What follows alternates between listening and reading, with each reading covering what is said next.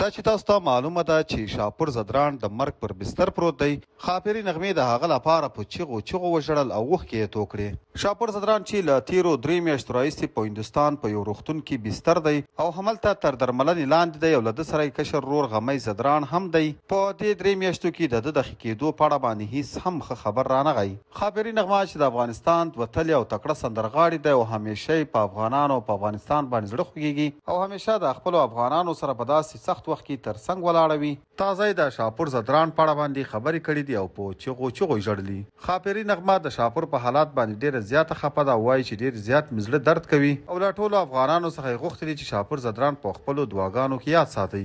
نغمه وایي چې ما د شاپور زدران له ورور غمی زدران سره څو ځلې اړیکه ونیوله او هغه ته مې د هر قسمه مالي مرستې ډاډ ورکړ. نغمې د افغانستان له نورو کرکټرانو خصوصا له میرویس عزیزي څخه هم په خصوصي مننه وکړه چې له شاپور زدران او د هغه له کورنۍ سره د مرستې اعلان کړی دی او میرویس عزیزي هغه ته له امریکا څخه درمل راغوښتي وو.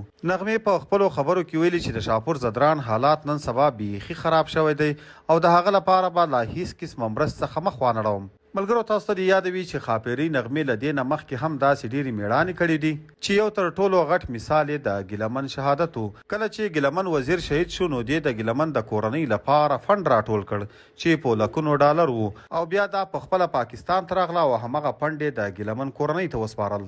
همداسې کله چې هم په افغانانو او بیا هم په افغانستان باندې څه آفت یا بیا هم څه مصیبت راغلی وي نو تر ټولو نه مخکې ښاپیري نغمه د هغو د مرستې لپاره ولاړه وي. ملګرو د شاپور زدران حالات بیخي ښه نه ده او غمی زدران چې د شاپور زدران ورور دی او نن سبا په هندوستان کې له شاپور زدران سره په هاسپیټل کې دی.